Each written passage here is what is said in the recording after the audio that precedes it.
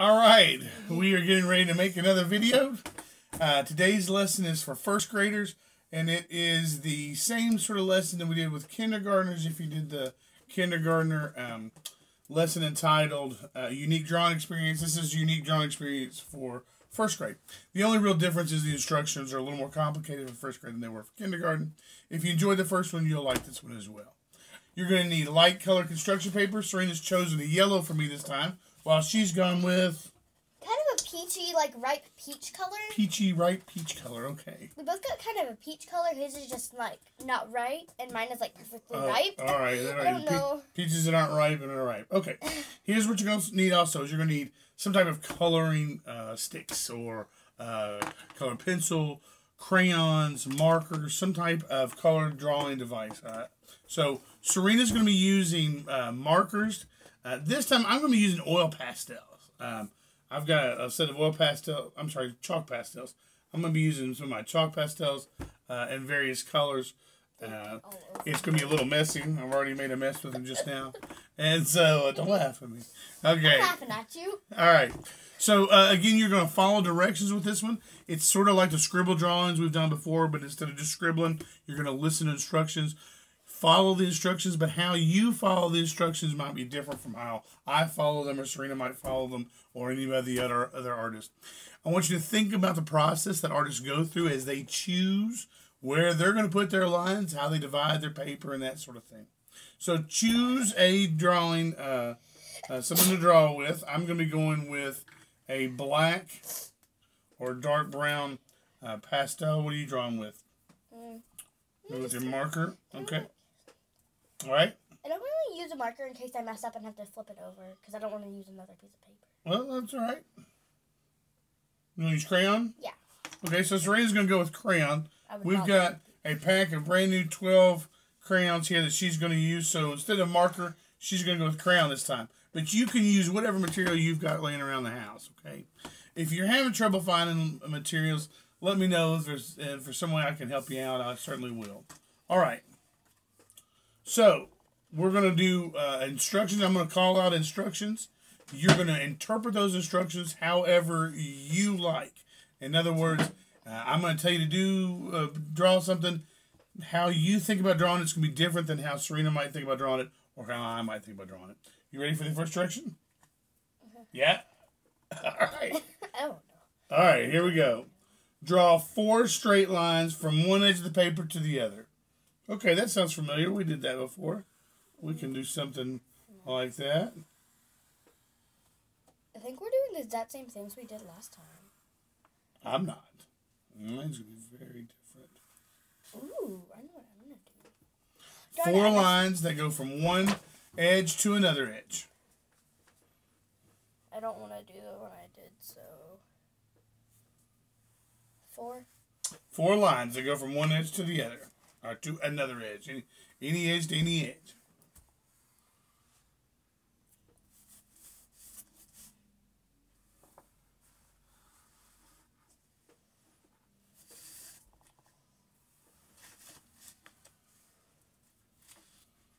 Okay.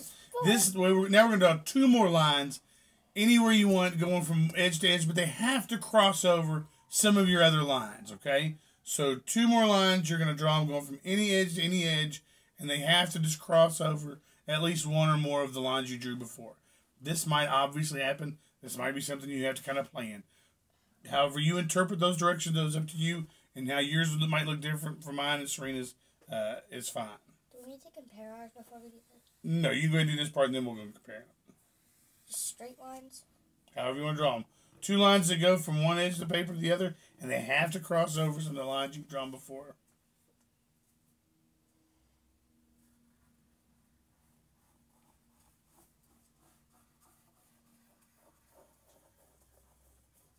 There we go.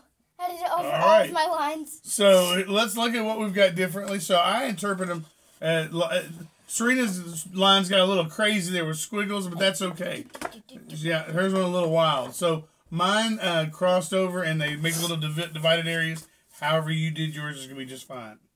The third, draw 5 circles any size anywhere on your paper. Sounds familiar. I think we've done that.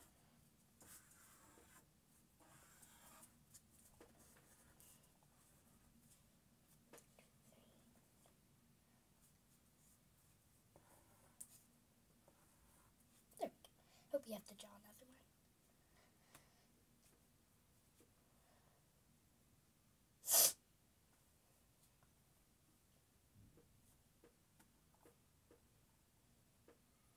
one. Okay, this time, now what you're going to do is you're going to draw 2 curved lines beginning at the edge of the paper and ending somewhere in the middle. 2 curved lines that start at an edge and end in the middle.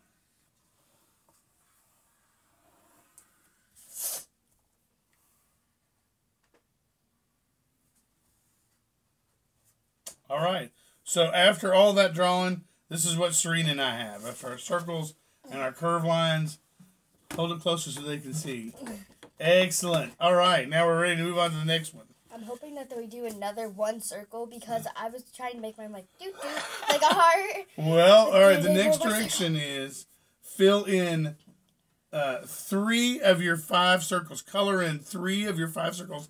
Any colors you like. Okay. Choose 3 of your 5 circles and color those whatever colors you like. Blue and violet blue. And here's purple.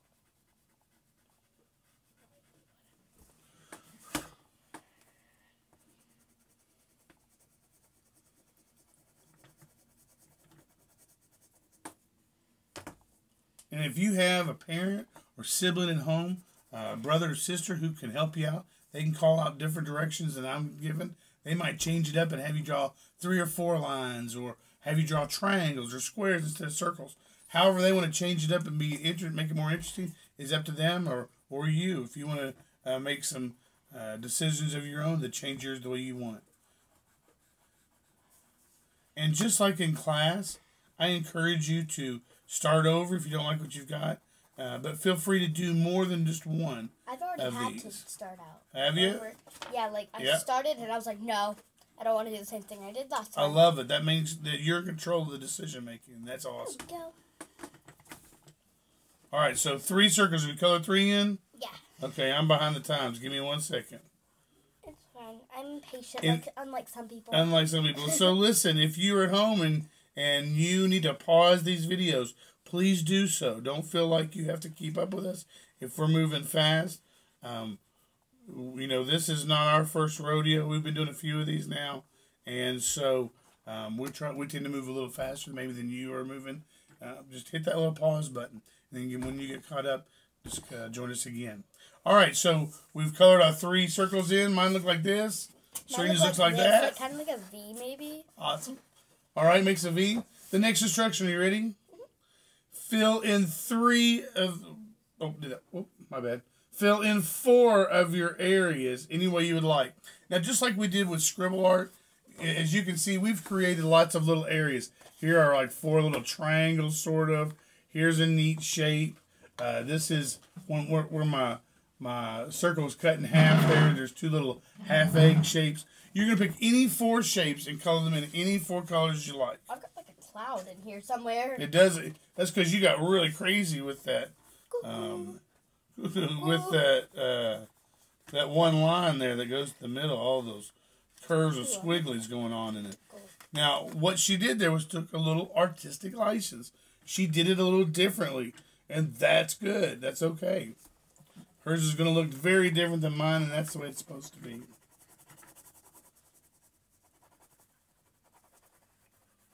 Going in my second area now.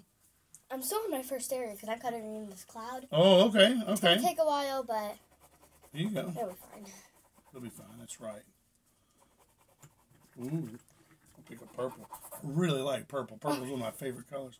What's your favorite color? And think about the reason artists choose the colors they choose. Go ahead. I just had this, like, I was coloring it and it just slipped out. Oh, that happens. That's okay. So think about how artists choose the colors that they use. We've talked about color a little bit in class, those warm colors and cool colors, and how when you put them next to each other, they kind of pop and make each other look brighter sometimes. So think about that as you choose the colors you're choosing. Are you choosing them because they look good next to each other or because of the way they interact with each other?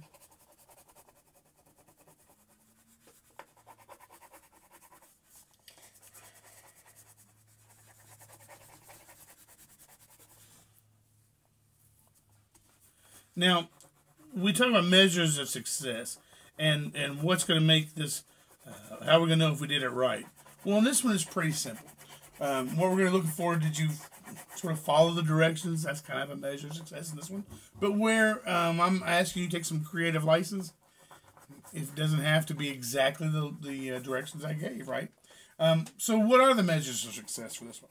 Well, one of the things I want to talk about is when you're coloring in areas, and you'll see kind of what we've done here, we want to try and color them in completely. We don't want to have a lot of paper coming through those areas that we've colored through.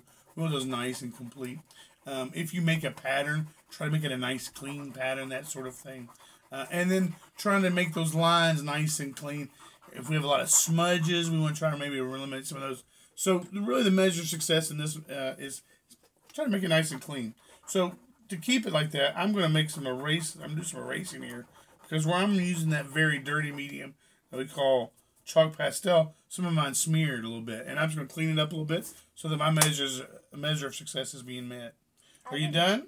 No. I've still got one more to color myself. I still got a little bit of my first one. Oh, okay. And she's taking a little extra because she's doing a large area. And we want to meet that measure of success where we're coloring those in completely. And we're not leaving a lot of space to the paper. We also want to hurry up so that this video does not also get cut short. Oh, that's right. We don't want the videos to get cut short. All right, but we're wrapping it up. We're almost done with this one. And then we'll take a look at what these get done, what these look like when they're done. Okay, I'm almost done, Dad. All right, you almost done? Uh-huh. Use this one to color in. Because when I did my swirl, I purposely kind of made like a heart on one of my lines that goes to the middle. Oh, okay. So I'm going to color that one in. I noticed I had a couple areas where paper was showing through a whole lot, and I didn't really want that. That's not going to make the measure of success for me. So I had that kind of in my big area, but I'm gonna finish that after the video because it's gonna take too long. All right, you ready? Oh no, I still have one more, but I'm okay. Almost... Take your time.